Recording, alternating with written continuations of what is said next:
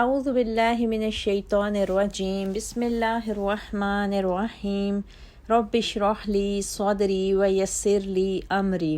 واحلل عقدۃ من لسانی یفقہوا قولی واجعل لی وزیرا من اہلی رب زدنا علما اللہم فقہنا فی الدین رب یسر ولا تعسر وتمم بالخیر وبک نستعین آمین یا رب العالمین۔ السلام علیکم ورحمۃ اللہ وبرکاتہ۔ کیسی ہیں آپ سب ساتھی؟ اللہ تعالیٰ آپ سب کی حفاظت فرمائے اور آپ سب کو اپنے دین پر استقامت عطا فرمائے، آمین۔ سورۃ الانعام کی آیت نمبر 89 تک ہم نے تفسیر مکمل کی تھی، اور پچھلے رکوع میں ہم نے عذاب کی قسمیں پڑھیں اور کائنات کی تخلیق کے مقاصد کو پڑھا، اور اس کے علاوہ ہم نے انبیاء کرام کے متعلق بھی ہم نے پچھلے رکوع میں پڑھا۔ انشاءاللہ تعالیٰ آج آیت نمبر 90 سے ہم شروع کرتے ہیں۔ اعوذ باللہ من الشیطان الرجیم اولئک الذین ھدی اللہ،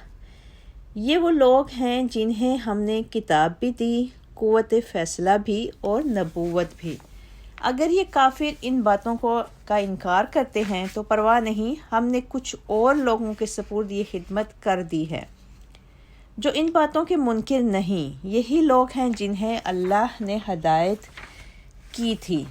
آپ انہی کے راستے پر چلیے اور کہہ دیجئے کہ میں اس تبلیغ اور رسالت کے کام پر تم سے اجرت نہیں مانگتا، یہ تو تمام جہان والوں کے لیے ایک نصیحت ہے۔ ان لوگوں نے اللہ کو ایسے نہیں پہچانا جیسے اسے پہچانا چاہیے تھا۔ کہتے ہیں کہ اللہ نے کسی بشر پر کبھی کچھ نہیں اتارا۔ آپ ان سے پوچھئے جو کتاب موسیٰ لائے تھے اسے کس نے اتارا تھا؟ وہ کتاب جو لوگوں کے لیے نور اور ہدایت تھی، تم نے اسے ورق ورق بنا رکھا ہے۔ ان میں سے کچھ ورق تو ظاہر کرتے ہو اور زیادہ چھپا جاتے ہو۔ اب یہاں پر ان آیات میں انہی انبیاء کرام کے ساتھ سلسلہ کلام کو جوڑا گیا ہے جن کا ذکر پچھلے رکوع میں کیا گیا تھا، اور ان آیات میں بتایا گیا کہ ان انبیاء کرام کو اللہ تعالیٰ کی طرف سے 3 چیزیں عطا کی گئی تھیں، ایک کتاب، ایک قوت فیصلہ اور نبوت۔ کتاب یعنی اللہ تعالیٰ کی طرف سے ہدایت نامہ، اور اس کے بعد صحیح فہم، کتاب کا صحیح فہم انہیں عطا کیا گیا تھا کہ اس پر وہ عمل کریں، اور اس کا آگے طریقہ کار بھی اللہ تعالیٰ کی طرف سے انبیاء کرام کو بتایا گیا کہ وہ اس کو اپنی عملی زندگی میں کیسے لاگو کریں، اور لاگو کرنے کی صورتیں اور مختلف نزاعات یعنی جھگڑے وغیرہ میں اور مقدمات میں صحیح قوت فیصلہ کی جو قوت اور طاقت تھی وہ بھی اللہ تعالیٰ کی طرف سے ان انبیاء کرام کو ودیت کی گئی تھی۔ اور نبوت سے مراد اس ہدایت الہی کے مطابق لوگوں کی رہنمائی کرنا، یعنی یہ 3 چیزیں تھیں جو انبیاء کرام کو اللہ تعالیٰ کی طرف سے عطا کی جاتی تھیں۔ اور پھر کہا گیا کہ اگر یہ لوگ ایمان نہیں لاتے تو نہ لائیں، یعنی عام لوگ جن کو دعوت دین دی جاتی تھی ان کے متعلق پھر کہا گیا، اور پھر اللہ تعالیٰ نے ارشاد فرمایا کہ پھر ان کی جگہ اللہ تعالیٰ نے اپنے ایسے بندے پیدا کر دینے ہیں جو ہماری نعمتوں کے قدردان ہوں گے، حق کو تسلیم کرنے والے ہوں گے اور کسی ہدایت کی بات سے منہ نہیں موڑیں گے۔ ایسے ہی لوگ انبیاء کے حقیقی ماننے والے اور ان کے حقیقی جانشین ثابت ہوتے ہیں، جیسے رسول اللہ صلی اللہ علیہ وسلم کے ماننے والے مہاجرین و انصار کی یہی صفات تھیں۔ پھر مزید ان آیات میں پیارے نبی صلی اللہ علیہ وسلم کو بھی اللہ تعالیٰ نے تنبیہ کی کہ آپ انہی انبیاء کرام کے راستے پر چلیں اور ان لوگوں سے کہہ دیں کہ میں تم سے اس کام پہ کوئی اجرت نہیں مانگتا، یعنی تمام انبیاء علیہ السلام کا دین یا دستور کا ایک ہی اساس ایک ہی رہی ہے، یعنی توحید، اور توحید پرستی اور شرک سے بیزاری اور اس کے خلاف جہاد، اللہ کی فرما برداری اور روز آخرت پر ایمان، یہ سارے کی ساری ایک ہی دین کی اساس تھی جو تمام انبیاء کے حوالے کی گئی تھی۔ لہٰذا جو کچھ ان کا دین تھا آپ کو بھی وہی دین اختیار کرنا چاہیے اور اسی کی ہدایت کی اتباع کرنی چاہیے، اور شریعت ہر نبی کو الگ الگ ان کے زمانے کے حالات و واقعات کے مطابق دی گئی تھی۔ ان آیات سے ایک اور بات اہم بھی یہ پتہ چلتی ہے، اور وہ یہ ہے کہ جو حکم کسی بھی نبی کی شریعت میں مذکور ہو اور اللہ تعالیٰ نے یا رسول اللہ صلی اللہ علیہ وسلم نے وہ حکم بیان کرتے وقت اس پر نکیر نہ فرمائی ہو، یعنی اس سے انکار نہ کیا ہو، وہ حکم امت محمدیہ کے لیے بھی واجب الاتباع ہو جاتا ہے۔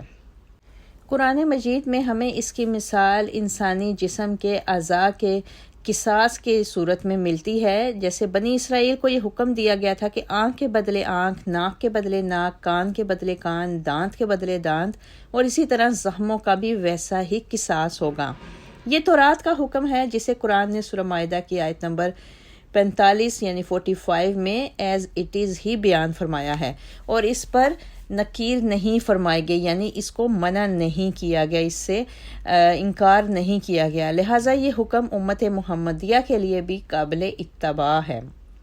اور رسول اللہ صلی اللہ علیہ وسلم نے اس حکم کے مطابق مختلف مقدمات کا فیصلہ فرمایا۔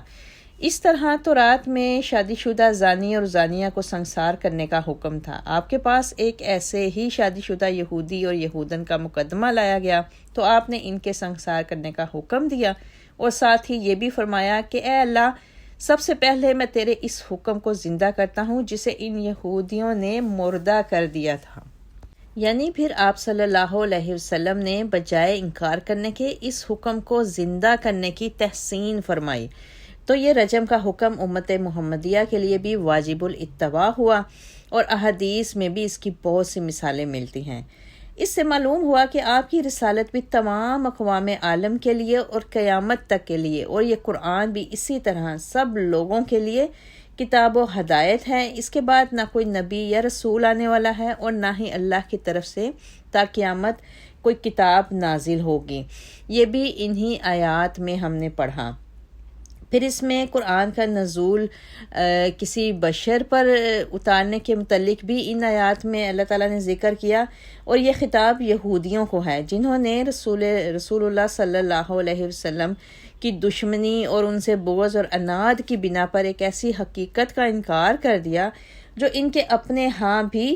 مسلم تھی۔ وہ کہتے تھے کہ اللہ نے کسی بشر پر کوئی کتاب نازل نہیں فرمائی۔ اس اعتراض کے اللہ تعالیٰ نے دو طرح سے جواب دیے۔ ایک یہ کہ انہیں اللہ تعالیٰ کی پوری معرفت ہی نہیں، کیونکہ نہ تو اللہ خود لوگوں سے کلام کرتا ہے اور نہ ہی اس کام کے لیے انسانوں کے لیے کوئی فرشتہ بھیجتا ہے۔ اس کی ممکنہ صورت یہی ہے کہ اللہ اپنا کلام فرشتوں کے ذریعے صرف نبی پر نازل فرمائے، اور دوسرا جواب یہ ہے کہ یہ تو تم تسلیم کرتے ہو کہ موسیٰ علیہ السلام بشر تھے، آدم کی اولاد سے تھے، اور ان کے ماں باپ بھی موجود تھے، تو ان پر جو کتاب اتاری گئی تھی وہ کس نے اتاری تھی؟ پھر یہ ان سے پھر ان آیات میں اللہ تعالیٰ کی طرف سے سوال کیا گیا، اگر یہ کتاب اللہ نے نہیں اتاری تو پھر تم اسے اتنا سنبھال کر کیوں رکھتے ہو؟ اور اس کتاب میں جو ہدایت کی باتیں اور علم کی روشنی ہے، کیا اللہ کے علاوہ کوئی اور ایسی باتیں بتا سکتا ہے؟ جو ہدایت کی باتیں اس کتاب میں موجود ہیں انہیں نہ تم جانتے تھے اور نہ تمہارے آباء و اجداد، پھر ایسی کتاب اللہ کے سوا کوئی اتار سکتا ہے کیا؟ تمہارا اس کتاب کا کچھ حصہ لوگوں کو بتانا اور اپنی خواہشات کے مطابق کچھ حصے کو چھپا لینا، یہ سب کچھ اس بات پر دلیل کرتا ہے کہ یہ کتاب منزل من اللہ ہے اور تمہارے لیے حجت ہے، ورنہ اگر یہ کسی انسان کی تصنیف ہوتی تو تمہیں ایسا کرنے کی ضرورت ہی نہ تھی۔ یہ سب کے سب حالات و واقعات جو اللہ تعالیٰ نے ان آیات میں پیش کیے، یہ ان کی رسول اللہ صلی اللہ علیہ وسلم کے ساتھ ایک دشمنی اور ایک بغض کا نتیجہ تھی۔ پھر ان آیات کے آخر میں کہا گیا کہ تم نے اپنی کتاب یعنی تورات کو ورق بنا رکھا تھا۔ اس آیت سے پتہ چلتا ہے کہ آپ صلی اللہ علیہ وسلم کے زمانے میں جو تورات یہودیوں کے پاس تھی وہ ایک کتاب کی صورت میں نہیں تھی بلکہ الگ الگ اوراق کی صورت میں تھی، اور یہودیوں کے لیے ایسی صورت میں بددیانتی کرنا نسبتاً بہت آسان تھا۔ وہ جن آیات کو چھپانا چاہتے تھے وہ ورق ہی غائب کر دیتے تھے، اور جو کچھ اس کتاب میں تخریف کرنا اور من مانی تعویل یا اس کی شرح کو ہی بدل دینا تو ہوتا تھا تو وہ الگ نیا ورق لکھ کر اس میں شامل کر دیتے تھے۔ رجم کی آیت جو تھی وہ رسول اللہ صلی اللہ علیہ وسلم سے متعلق یا جو بھی آیات تھیں وہ ان آیات کو بھی چھپا جاتے تھے کہ ایسے اوراق درمیان سے نکال کر انہیں غائب کر دیتے تھے، اور اس بات کی یعنی تورات کے الگ الگ اوراق پر لکھا ہونے کی تائید اس حدیث سے بھی ہو جاتی ہے کہ ایک دفعہ سیدنا عمر رضی اللہ تعالیٰ عنہ کو ایسے چند اوراق مل گئے جنہیں انہوں نے رسول اللہ کے سامنے پڑھنا شروع کر دیا، جس سے آپ صلی اللہ علیہ وسلم کے چہرے پر ناراضگی کے آثار نمودار ہوئے۔ وَعَلِّمْتُمْ مَا لَمْ تَعْلَمُوا أَنْتُمْ وَلَا آبَاؤُكُمْ، اور اس کتاب سے تمہیں وہ کچھ سکھایا گیا تھا جو نہ تم جانتے تھے اور نہ تمہارے آباء و اجداد۔ آپ کہہ دیجئے کہ اسے اللہ ہی نے اتارا تھا، پھر انہیں چھوڑیے کہ وہ اپنی فضول بحثوں میں ہی پڑے کھیلتے رہیں، اور یہ کتاب جو ہم نے اتاری ہے بڑی خیر و برکت والی ہے، اس اپنے سے پہلی کتابوں کی تصدیق کرتی ہے، اور اس لیے اتاری ہے کہ آپ اس کے ذریعے اہل مکہ اور آس پاس کے لوگوں کو ڈرائیں، اور جو لوگ آخرت پر یقین رکھتے ہیں وہ اس پر ایمان لاتے ہیں اور اپنی نمازوں کو پابندی سے ادا کرتے ہیں۔ اور اس شخص سے بڑھ کر ظالم کون ہو سکتا ہے جس نے اللہ پر بہتان باندھا یا جس نے کہا کہ میری طرف وحی کی گئی حالانکہ اس کی طرف کچھ بھی وحی نہ کی گئی ہو، یا جو کہتا ہے کہ میں بھی ایسی چیز نازل کر سکتا ہوں جو اللہ نے نازل کی ہے۔ کاش آپ ان ظالموں کو دیکھیں جب وہ موت کی سختیوں میں مبتلا ہوتے ہیں اور فرشتے ان کی طرف اپنے ہاتھ پھیلائے ہوئے ہوتے ہیں اور کہتے ہیں لاؤ اپنی جانیں نکالو، آج تمہیں ذلت کا عذاب دیا جائے گا کیونکہ تم ناحق اللہ کے ذمہ لگاتے ہو اور اس کی آیتوں کو ماننے کی بجائے ان سے تکبر کرتے تھے۔ اب ان آیتوں کو جن کو ہم نے پڑھا، ان میں شروع میں کہا گیا کہ اس کتاب سے تمہیں وہ کچھ سکھایا گیا جو نہ تم جانتے تھے اور نہ تمہارے آباء و اجداد۔ یہ بات پھر ان آیات سے ہمیں پتہ چلتی ہے کہ تورات کی کئی آیات ایسی بھی تھیں جن کا صحیح مطلب علماء یہود کو اس وقت معلوم ہوا جب قرآن کی تعلیم عام ہوئی۔ اس سے پہلے نہ علماء یہود کو ان آیات کے مفہوم کا علم تھا اور نہ ان کے آباء و اجداد کو تھا۔ پھر ان آیتوں میں قرآن کریم کی برکت بتائی گئی اور بتایا گیا کہ قرآن کریم ہی کے بابرکت ہونے کا نتیجہ تھا کہ اس نے عرب جیسی جاہل قوم کو جو قبائلی عصبیت کی وجہ سے ہر وقت برسر پیکار اور لڑتی مرتی رہتی تھی، ایک مہذب قوم بنا کر چند ہی سالوں میں اس کی کایا پلٹ کر رکھ دی۔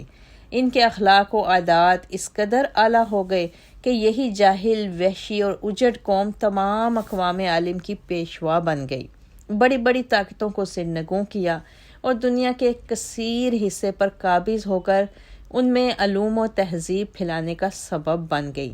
قرآن ہی کی تعلیم نے انہیں ذلت کی گہرائیوں سے نکال کر عزت کے بلند مقامات پر پہنچایا۔ پھر مزید ان آیتوں میں قرآن کی برکات اور قرآن کا اللہ کی کتاب ہونے کے 4 دلائل پیش کیے گئے ہیں۔ ایک یہ کہ یہ کتاب اتنی خیر و برکت والی ہے کہ تمہاری زندگی کے ہر پہلو اور شعبے کے لیے تمہیں ہدایت فراہم کرتی ہے، جو عقائد صحیحہ اور اخلاق فاضلہ اور پاکیزہ زندگی بسر کرنے کی تعلیم دیتی ہے، اور اس میں انسانیت کی فلاح و بہبود کے لیے بہترین اصول پیش کیے گئے ہیں۔ اور اس کی منزل من اللہ ہونے کی دوسری دلیل یہ ہے کہ اس کی بنیادی تعلیمات وہی ہیں جو سابقہ کتب سماویہ کی تھیں، یعنی جو سابقہ کتابیں، آسمانی کتابیں تھیں، ان کی اور قرآن کی بنیادی تعلیمات ایک ہی ہیں، کوئی نئی بات پیش نہیں کرتی بلکہ انہی چیزوں کی تصدیق و تائید کرتی ہے جو پہلی کتابوں میں پیش کی گئی تھیں۔ تیسرے یہ کہ اس کتاب کا مقصد غفلت میں پڑے ہوئے لوگوں کو خواب غفلت سے جھنجھوڑنا تھا اور انہیں ان کے برے انجام سے ڈرانا ہے،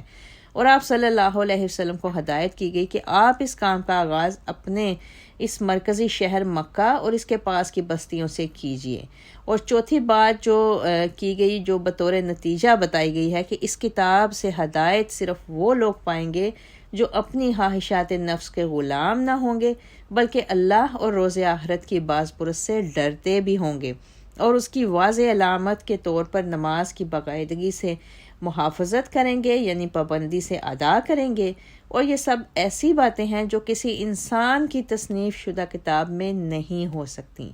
یہ وہ 4 دلیلیں تھیں جو قرآن کے بابرکت ہونے اور اللہ کی کتاب ہونے کی ان آیات میں پیش کی گئیں۔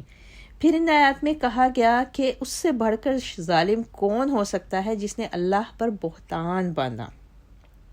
یعنی اس آیت میں سب سے بڑے ظالموں کی 3 قسمیں بتائی گئی ہیں۔ ایک وہ جس نے کوئی بات تو خود تراشی ہو اور اللہ کے ذمہ لگا دے کہ یہ اللہ کا حکم ہے۔ اس میں وہ تمام لوگ شامل ہیں جو شرک و بدعت کی مختلف اقسام کو ایجاد تو خود کرتے ہیں، پھر انہیں شریعت سے ثابت کرنے کی کوشش کرتے ہیں، اور اس طرح ان رسومات و بدعات پر مذہبی تقدس کا خول چڑھا دیتے ہیں۔ اس میں وہ لوگ بھی شامل ہیں جو اللہ کی آیات کا غلط مطلب نکال کر اور اس کی غلط تعویل کر کے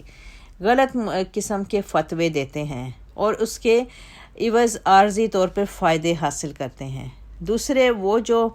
وہ جھوٹے نبی جنہوں نے آپ صلی اللہ علیہ وسلم کے بعد اپنی نبوت کا دعویٰ کیا ہے یا کریں گے، حالانکہ آپ صلی اللہ علیہ وسلم خاتم النبیین ہیں، جیسے مسلمہ کذاب، اسود انسی، سجا بنت حارث اور مرزا غلام احمد قادیانی اور ایسے ہی دوسرے لوگ۔ اور آپ صلی اللہ علیہ وسلم نے فرمایا ہے کہ میرے بعد 30 کے لگ بھگ ایسے کذاب اور دجال پیدا ہوں گے جو اپنی نبوت کا دعویٰ کریں گے۔ اس کے بعد تیسرے جو ایک قسم بتائی اس میں ظالموں کی، وہ یہ تھی کہ وہ لوگ جو یہ دعویٰ کریں کہ ہم بھی قرآن جیسی چیز بنا سکتے ہیں، جیسا کہ ایک دفعہ کفار مکہ نے بھی کہا تھا کہ لو نشاء لقلنا مثل ھذا، حالانکہ جب قرآن نے ان کو ایک ایسی ہی ایک صورت بنا لانے کا چیلنج کیا تو وہ اپنی بھرپور اور اجتماعی کوششوں کے باوجود اس کی کوئی مثال لانے پر قادر نہ ہو سکے تھے۔ یعنی ان 3 قسم کے ظالم لوگوں کا ان آیات میں ذکر کیا گیا۔ یہ تینوں قسموں کے ظالم جو ہیں یہ سب سے بڑھ کر ظالم اس لیے قرار پائے ہیں کہ انہوں نے براہ راست اللہ پر الزام لگائے، لہٰذا انہیں سزا بھی سب ظالموں سے بڑھ کر ہوگی۔ انہی آیت میں بتایا گیا کہ ان پر پھر موت طاری ہوتے ہی فرشتے انہیں ڈانٹنا شروع کر دیں گے اور نہایت شدت اور سختی کے ساتھ ان کی روحیں قبض کریں گے۔ اسی وقت انہیں اپنی قدر و عافیت ٹھیک ٹھیک معلوم ہو جائے گی اور سب شیخیاں وہیں کی وہیں رہ جائیں گی، اور اسی دن سے انہیں رسوا کرنے والا عذاب سے دوچار ہونا پڑے گا۔ اللہم اعنی علی غمرات الموت و سکرات الموت، آمین یا رب العالمین۔ آیت 94 وَلَقَدْ جِئْتُمُونَا فُرَادَىٰ كَمَا خَلَقْنَاكُمْ، اور اللہ تعالیٰ فرمائے گا تم ہمارے پاس اکیلے اکیلے ہی آ گئے جیسا کہ ہم نے تمہیں پہلی بار پیدا کیا تھا، اور جو نعمتیں ہم نے تمہیں عطا کی تھیں سب اپنے پیچھے چھوڑ آئے ہو۔ ہم تمہارے ساتھ تمہارے وہ سفارشی نہیں دیکھ رہے جن کے متعلق تمہارا خیال تھا کہ تمہارے معاملات میں وہ اللہ کے شریک ہیں۔ اب تمہارے درمیان رابطہ کٹ چکا ہے اور تمہاری وہ باتیں ہی بھول گئیں جو تم گمان کیا کرتے تھے۔ اب ان آیات میں ایک تو ایسے لوگوں کی جن کا پیچھے ذکر کیا گیا، یعنی ظالم قسم کے لوگ جو ہوں گے ان کی مرنے کے بعد کی بے بسی ظاہر کی گئی ہے ان آیات میں، کہ وہ لوگ یہ سمجھتے تھے کہ یہ ہمارے معبود بت یا اولیاء جو بزرگ ہیں وہ اللہ کے پاس ہماری سفارش کر کے ہمیں آخرت کے عذاب سے نجات دلا دیں گے۔ ایک تو یہ چیز بتائی گئی ان آیات میں۔ دوسری بات یہ پتہ چلی کہ موت کے ساتھ ہی انسان کی اللہ کے حضور پیشی ہو جاتی ہے، اور اس پیشی کے وقت نہ اس کا مال و دولت موجود ہوتا ہے، نہ رشتہ دار، نہ وہ بزرگ جن کے متعلق انہوں نے سستی والی نجات کا عقیدہ قائم کر رکھا ہوتا ہے، کیونکہ موت کے بعد انسان ویسے ہی تنہا قبر میں ہوتا ہے، جیسا کہ انسان اکیلا اپنی ماں کے پیٹ سے پیدا ہوا تھا، اور جیسے پیدائش کے بعد یہ مختلف قسم کے تعلقات پیدا ہوئے تھے، موت کے ساتھ ہی یہ سب رشتے کٹ جاتے ہیں، اور صرف انسان کے اپنے اعمال پر ہی اس کی آخرت کا انجام کا دار و مدار ہوتا ہے۔ موت کے بعد ان ظالموں کو یہ یاد ہی نہ رہے گا کہ دنیا میں ان کے تعلقات کس سے تھے، اور یہ تعلقات کس نوعیت کے تھے اور انہوں نے کتنا کتنا بڑا شرک کیا تھا۔ آیت 95، ان اللہ فالق الحب والنوى، بلا شبہ اللہ ہی دانے اور گٹھلی کو پھاڑنے والا ہے، وہ زندہ کو مردہ سے اور مردہ کو زندہ سے نکالنے والا ہے۔ یہ کام تو اللہ کرتا ہے، پھر تم کہاں سے بہکائے جاتے ہو؟ وہ صبح کی روشنی کو نکالنے والا ہے، اسی نے رات کو باعث آرام بنایا ہے اور سورج اور چاند کو مقررہ حساب کے مطابق چلایا ہے، اور یہ سب کچھ اس زبردست قوت والے اور سب کچھ جاننے والے کے اندازہ کے مطابق ہے۔ اب یہاں پر ان آیات میں نباتات کی پیدائش میں اللہ کی قدرتیں بتائی گئی ہیں کہ یہ اللہ تعالیٰ کے خالق و مالک اور قادر مطلق ہونے کی ایک بہت بڑی دلیل بتائی گئی ہے کہ وہ ہر قسم کے غلوں کے دانوں یا بیج کو اور ہر قسم کے پھلوں کی گٹھلیوں کو پھاڑنے والا ہے، لگانے والا ہے، ان کو پھل پھول دینے والا ہے، اور یہ سب باتیں اللہ کی قدرت کی کمال کاریگری پر دلالت کرتی ہیں۔ دوسرا، اس میں ایک اور دلیل پیش کی گئی اللہ کے خالق و مالک اور قادر مطلق ہونے کی، اور وہ یہ کہ وہ زندہ چیز سے مردہ اور مردہ چیز سے زندہ چیز کو پیدا کرتا ہے۔ کوئی انسان یا کوئی دوسری مخلوق یہ دونوں کام نہیں کر سکتی۔ پھر جب صورتحال یہ ہے تو دوسرے اللہ کے اختیارات اور تصرف میں شریک کیسے بن سکتے ہیں؟ پھر مردہ سے زندہ اور زندہ سے مردہ پیدا کرنے کی بھی کئی صورتیں ہیں۔ مثلا اللہ نے انسان کو مٹی سے پیدا کیا جو بے جان چیز ہے، پھر اس کی تمام ضروریات اسی مٹی یا زمین سے وابستہ کر دیں، پھر یہ زندہ انسان مرنے کے بعد اسی مردہ مٹی میں چلا جاتا ہے۔ اسی حقیقت سے اللہ تعالیٰ نے یہاں پہ استدلال فرمایا ہے کہ مثلا زمین سے پودے اور درخت پیدا ہوتے ہیں جن میں زندگی کے آثار موجود ہوتے ہیں، پھر یہی چیزیں زمین میں مل کر پھر مردہ بن جاتی ہیں۔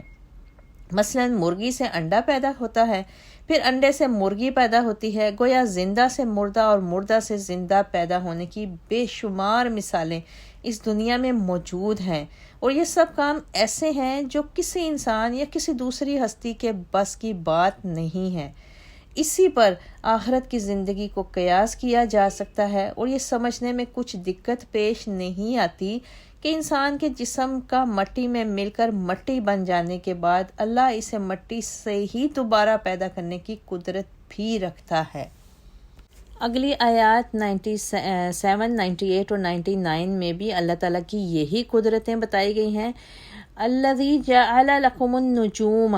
وہی تو ہے جس نے تمہارے لیے ستارے پیدا کیے تاکہ تم ان سے بر و بحر کی تاریکیوں میں راستہ معلوم کر سکو۔ ہم نے یہ نشانیاں کھول کھول کر بیان کر دی ہیں ان لوگوں کے لیے جو ان کا علم رکھتے ہیں، اور وہی تو ہے جس نے تمہیں ایک جان یعنی آدم علیہ السلام سے پیدا کیا، پھر ایک کے لیے ایک جائے قرار ہے اور ایک سونپے جانے کی جگہ۔ یہ نشانیاں ہم نے ان لوگوں کے لیے کھول کر بیان کی ہیں جو سوجھ بوجھ رکھتے ہیں، اور وہی تو ہے جس نے آسمان سے پانی برسایا، پھر اس سے ہم نے ہر طرح کی نباتات اگائیں اور ہرے بھرے کھیت پیدا کیے جن سے ہم تہ بتہ دانوں والے خوشے نکالتے ہیں، اور کھجوروں کے شگوفوں سے گچھے پیدا کرتے ہیں جو بوجھ کی وجہ سے جھکے ہوتے ہیں۔ نیز انگور، زیتون اور انار کے باغات پیدا کیے جن کے پھل ملتے جلتے بھی ہوتے ہیں اور الگ الگ بھی۔ ان کے پھل لانے اور پھلوں کے پکنے پر ذرا غور تو کرو، ان باتوں میں ان لوگوں کے لیے بہت سی نشانیاں ہیں جو ایمان لاتے ہیں۔ ان آیات میں سورج، چاند اور ستاروں کی مثالیں دینے کا مقصد یہ ہے کہ اللہ تعالیٰ یہ واضح کرنا چاہتا ہے کہ جو لوگ غور و فکر کرنے والے ہیں، انہیں اگر وہ غور و فکر کریں تو پھر انہیں ان سے اللہ کی معرفت بھی حاصل ہو جاتی ہے۔ اس کے بعد اللہ تعالیٰ نے خود اپنے وجود کی دلیل پیش کی کہ سیدنا آدم علیہ السلام کو مٹی سے پیدا کر کے اس میں اپنی روح سے پھونکا تو اس میں عقل، قوت تمیز اور ارادہ و اختیار پیدا کیا جو دوسرے جانداروں اور جانوروں میں نہیں پایا جاتا۔ پھر یہ کہ وہ انسان روئے زمین پر کتنا عرصہ رہے گا، کب اور کہاں مرے گا اور کہاں دفن ہوگا، یہ سب کا سب صرف اور صرف اللہ جانتا ہے اور صرف اللہ ہی کی قدرت ہے۔ پھر پھلوں اور کھجوروں کے خوشوں اور شگوفوں کے متعلق مثالیں دی گئی اور کہا گیا کہ اگر ایک ایک مرحلے پر تم غور کرو تو ایک ایک بات سے تمہیں پتہ چلے کہ یہ سب اللہ کی قدرت کے نشانات ہیں۔ اصل مسئلہ یہ ہے کہ کوئی غور کرنے والا ہو تو، اور اگر کوئی انہیں عام معلومات سمجھ کر یا عام نباتات سمجھ کر ان میں غور و فکر کرنے کی زحمت ہی نہ گوارا کرے تو اس سے اللہ کی یہ نشانیاں کہاں نظر آئیں گی۔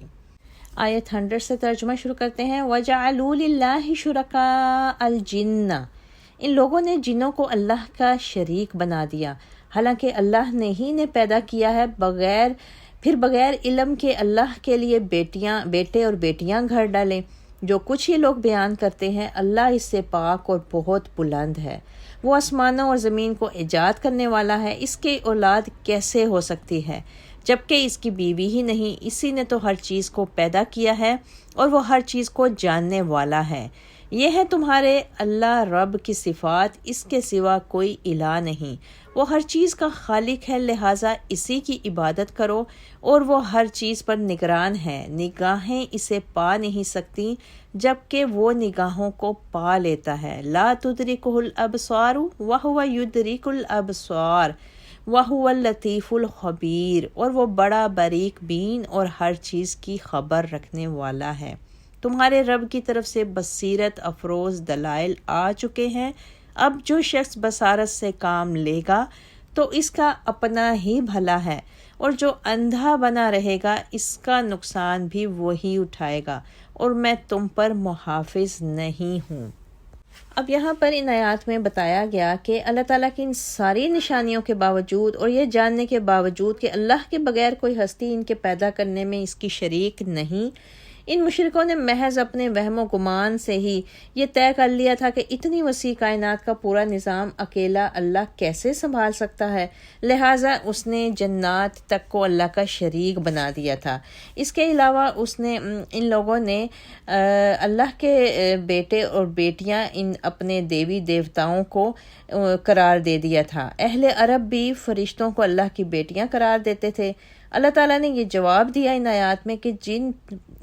جن تو اللہ کی مخلوق ہیں، اور جو مخلوق ہو وہ بندہ اور غلام تو ہو سکتا ہے، شریک نہیں بن سکتا، اور اللہ کی جب بیوی ہی نہیں اور وہ اس سے بے نیاز بھی ہے تو پھر اس کے بیٹے اور بیٹیاں کیسے ہو سکتی ہیں۔ پھر ان آیات میں اللہ تعالیٰ نے ایک بہت ہی پیاری آیت نازل فرمائی کہ لا تدرکہ الابصار، کہ نگاہیں اسے پا نہیں سکتی، یعنی پچھلی آیات میں جتنی بھی اشیاء اللہ تعالیٰ کی قدرت کی بتائی گئیں، ان تمام اشیاء کو پیدا کرنے والی جو ہستی ہے وہ ایسی ہستی ہے جسے انسان اپنی آنکھوں سے دیکھ نہیں سکتا، لیکن وہ اللہ ہی ہے جو انسان کے ظاہر اور باطن اور چھپے اور ظاہر ہر چیز کو دیکھ بھی لیتا ہے اور دیکھ بھی سکتا ہے۔ اب یہاں پر ایک بات اکثر لوگوں کو سوچنے پہ مجبور کرتی ہے کہ کیا اس دنیا میں دیدار الہی ممکن ہے، یا اس دنیا میں کسی نے اللہ کو دیکھا ہے؟ تو یہاں پہ ہم ایک حدیث سامنے رکھتے ہیں کہ مسروق بن اجدہ کہتے ہیں کہ میں سیدہ عائشہ رضی اللہ تعالی عنہا کے پاس بیٹھا تھا، انہوں نے مجھے مخاطب کر کے کہا، ابو عائشہ، مسروق کی یہ کنیت تھی، ابو عائشہ 3 باتیں ایسی ہیں کہ ان میں سے کوئی بات بھی اگر کسی نے کہی تو اس نے اللہ پر جھوٹ باندھا۔ ان میں سے ایک یہ ہے کہ جس نے کہا کہ محمد صلی اللہ علیہ وسلم نے شب معراج میں اپنے پروردگار کو دیکھا، اس نے اللہ پر بڑا جھوٹ باندھا، کیونکہ اللہ تعالیٰ فرماتا ہے لا تدرکہ الابصار، الا یہ کہ نیز فرماتا ہے وما کان لبشر۔ میں اس وقت تکیہ لگائے ہوئے بیٹھا تھا، میں اٹھ کر بیٹھ گیا اور کہا ام المومنین جلدی نہ کیجیے، کیا اللہ تعالیٰ نے یہ نہیں فرمایا وَلَقَدْ رَآهُ نَزْلَةً أُخْرَى، نیز یہ بھی فرمایا ہے کہ وَلَقَدْ رَآهُ بِالْأُفُقِ الْمُبِينِ۔ تو سیدہ عائشہ رضی اللہ تعالیٰ عنہ نے فرمایا اللہ کی قسم میں نے اس بارے میں رسول اللہ سے پوچھا تھا، تو آپ صلی اللہ علیہ وسلم نے فرمایا وہ تو جبریل تھے جنہیں میں نے دیکھا تھا، اور دونوں بار ان کی اصلی صورت میں نہیں بلکہ آسمان سے اترتے دیکھا، اور وہ اتنے بڑے تھے کہ زمین و آسمان کے درمیان کی فضا بڑھ گئی تھی۔ اور جس نے یہ سمجھا کہ محمد صلی اللہ علیہ وسلم نے منزل من اللہ وحی سے کچھ چھپایا ہے، اس نے اللہ پر جھوٹ باندھا، کیونکہ اللہ فرماتا ہے یا ایھا الرسول بلغ اور جس نے یہ سمجھا کہ محمد صلی اللہ علیہ وسلم کل کو ہونے والی بات جانتے ہیں، اس نے اللہ پر جھوٹ باندھا، کیونکہ اللہ تعالیٰ نے فرمایا ہے لا یعلم من فی السماوات والارض الغیب الا اللہ۔ البتہ یہ ہے کہ قیامت کو انسان اللہ تعالیٰ کو دیکھ سکے گا، جیسا کہ بے شمار آیات اور احادیث سے ثابت ہے، لیکن اللہ تعالیٰ کی ذات ایسی ہے جو کائنات کی معمولی اشیاء کو بھی دیکھ رہا ہے اور ہر لمحہ ان کی خبر گیری کر رہا ہے، پھر ان کی ہر چھوٹی موٹی ضرورت کو پورا بھی کرتا ہے۔ آیت 105 وَكَذَلِكَ نُصَرِّفُ الْآيَاتِ، اسی طرح ہم اپنی آیات کو مختلف پیرایوں میں بیان کرتے ہیں، اور اس لیے کرتے ہیں کہ وہ منکرین حق یہ نہ کہنے لگیں کہ تو نے تو کسی سے پڑھ لیا ہے، اور اس لیے بھی کہ جو اہل علم ہیں ان پر ان آیات کو واضح کر دیں۔ آپ اس وحی کی پیروی کیجئے جو آپ کی طرف آپ کے رب کی طرف سے نازل ہوئی ہے کہ اللہ کے سوا کوئی الہ نہیں، اور مشرکوں سے کنارہ کیجئے، اور اگر اللہ چاہتا تو یہ لوگ شرک نہ کرتے، اور ہم نے آپ کو ان پر محافظ نہیں بنایا، نہ ہی آپ ان کے ذمہ دار ہیں۔ اے مسلمانوں، یہ لوگ اللہ کے سوا جن کو پکارتے ہیں انہیں گالی نہ دو، ورنہ یہ لوگ جہالت کی وجہ سے چڑھ کر اللہ کو گالی دیں گے۔ اسی طرح ہم نے ہر گروہ کے عمل کو خوشنما بنا دیا ہے، پھر انہیں اپنے رب کی طرف لوٹ کر جانا ہے، تو جو کچھ یہ کرتے رہے اس کی انہیں وہ خبر دے دے گا۔ یہ لوگ اللہ کی پختہ قسمیں کھاتے ہیں کہ اگر ان کے پاس معجزہ آ جائے تو وہ اس پر ضرور ایمان لے آئیں گے۔ آپ انہیں کہیے کہ معجزے تو اللہ کے پاس ہیں، اور تمہیں کیسے سمجھایا جائے کہ اگر کوئی معجزہ آ بھی جائے تب بھی یہ ایمان نہیں لائیں گے، اور ہم ان کے دلوں کو اور ان کی آنکھوں کو ایسے ہی پھیر دیں گے جیسے وہ پہلی بار بھی اس قرآن پر ایمان نہیں لائے، اور انہیں ان کی سرکشی میں ہی بھٹکتے چھوڑ دیں گے۔ وَنَذَرُهُمْ فِي طُغْيَانِهِمْ يَعْمَهُونَ۔ اب ان آیات کے شروع میں کہا گیا اللہ تعالیٰ کی طرف سے پیارے نبی صلی اللہ علیہ وسلم کو کہ مشرکوں سے کنارہ کر لیجئے۔ یہ سورہ ہجرت سے تقریباً 1 سال پہلے نازل ہوئی تھی، اس کی ماسوائے 6 آیات کے، اور اس وقت مسلمانوں پر سخت قسم کے آزمائش کا دور تھا۔ اس وقت یہی حکم تھا کہ مشرکوں سے کنارہ کش رہا جائے، لیکن جب فتح مکہ کے بعد پھر اسلام کو غلبہ حاصل ہوا تو پھر یہ حکم ختم ہو گیا، بلکہ ان کے ساتھ پھر جنگ و جدال کا حکم ہوا، اور کعبہ میں ان کا داخلہ ممنوع قرار دیا گیا۔ پھر مزید ان آیت میں پیارے نبی کو اللہ تعالیٰ نے فرمایا کہ آپ صبر و ضبط سے کام لیں، اور آپ کے ماننے والے جو ہیں ان سب کو بھی بتا دیں کہ غصے میں آ کر ان کے معبودوں کو برا بھلا نہ کہیں، ورنہ رد عمل کے طور پر پھر وہ اللہ کو گالیاں دینا شروع کر دیں گے، اور بالواسطہ تم خود ہی پھر اللہ کو گالی دینے کا سبب بن جاؤ گے۔ لہٰذا ان لوگوں کو کہیں کہ تھوڑا صبر اور تحمل سے کام لیں، اور ان کے آگے کچھ بھی بولنے سے پرہیز کریں۔ پھر آگے آیات میں کہا گیا کہ اسی طرح ہم نے ہر گروہ کے عمل کو خوشنما بنا دیا ہے، یعنی یہ دنیا جو ہے یہ ایک دارالامتحان ہے، اور اس کا نظام اللہ تعالیٰ نے ایسا رکھا ہے کہ ایسے اسباب جمع کر دیے ہیں کہ یہاں ہر قوم اپنے اعمال اور طور طریقوں پر نازاں رہتی ہے۔ اللہ نے انسانی دماغ کی ساخت ایسی نہیں بنائی کہ وہ صرف سچائی کے قبول اور پسند کرنے پر مجبور ہو، اور غلطی کی طرف جانے کی اس میں گنجائش ہی نہ ہو۔ البتہ اللہ کے پاس جا کر سب حقائق ضرور سامنے آ جائیں گے، تو ہر ایک کو معلوم ہو جائے گا کہ دنیا میں جو کام وہ کرتا رہا ہے کیسا تھا۔ اس دنیا میں اگر کوئی فرقہ حق کی مخالفت میں بھی سرگرم ہوتا ہے تو اسے یہی معلوم ہوتا ہے کہ وہ بہت اچھا کام کر رہا ہے۔ لہٰذا اسی چیز کو دیکھتے ہوئے کہا گیا کہ اسی طرح ہم نے ہر گروہ کے ہر عمل کو خوشنما بنا دیا ہے، یعنی ہر گروہ کو اپنا ہر عمل بہت اچھا نظر آتا ہے۔ پھر آیات کے آخر میں کفار مکہ کے اسی مطالبے کا ذکر کیا گیا کہ جیسے وہ کہتے تھے کہ فلاں معجزہ دکھاؤ پھر ہم ایمان لائیں گے۔ یہاں پہ انہوں نے کہا تھا کہ اگر کوہ صفا خالص سونے کا بن جائے تو ہم یقیناً ایمان لے آئیں گے۔ تو بعض مسلمانوں کا خیال تھا کہ ان کی یہ حجت پوری کر دی جائے تو شاید یہ ایمان لے آئیں گے، تو اس آیت میں اس کے پس منظر کو رکھا گیا کہ اللہ نے اپنے نبی سے فرمایا کہ ان کفار کو ایسا معجزہ پیش کرنے سے صاف جواب دے دو، اور کہہ دو کہ ایسا معجزہ دکھانا صرف اللہ کے اختیار میں ہے، میرے اختیار میں کچھ نہیں۔ اور مسلمانوں سے پھر یوں خطاب فرمایا کہ تمہیں یہ کیسے معلوم ہو گیا کہ اگر انہیں ایسا معجزہ دکھا دیا جائے تو یہ لوگ ضرور ایمان لے ہی آئیں گے؟ یہ لوگ تو ایسے بدبخت ہیں کہ کوئی بھی معجزہ دیکھ لیں ایمان نہیں لانے کے، لہٰذا ان سے کسی طرح کی خیر کی توقع مت رکھو۔ پھر آخر میں کہا گیا کہ اگر یہ لوگ معجزہ دیکھ کر ہی ایمان لانے والے ہوتے تو قرآن بذات خود ایک بہت بڑا معجزہ تھا،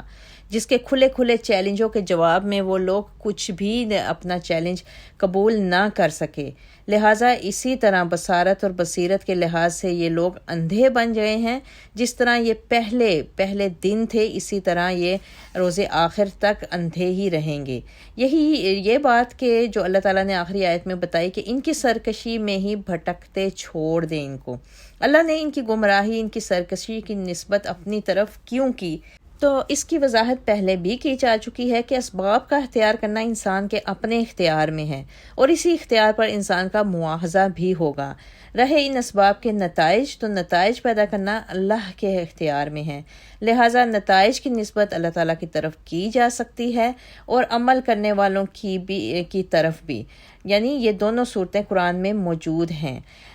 یہاں پر ہمارا پارہ 7واں پارہ اپنے اختتام کو پہنچتا ہے۔ اللہ تعالیٰ سے دعا ہے کہ اللہ تعالیٰ اس پارے پہ بیان کی گئی تمام باتوں پر ہمیں ایمان لانے والا بنائے اور ان پر عمل کرنے والا بنائے، اور ان آیات کو سمجھنے، سوچنے اور ان کو آگے پہنچانے کی توفیق عطا فرمائے، آمین یا رب العالمین۔ وآخر دعانا ان الحمد للہ رب العالمین۔ سبحان ربک رب العزت عما یصفون وسلام علی المرسلین والحمد للہ رب العالمین وما علینا الا البلاغ۔ اللہم بلغنا رمضان۔ لا تدركه الأبصار وهو يدرك الأبصار وهو اللطيف الخبير۔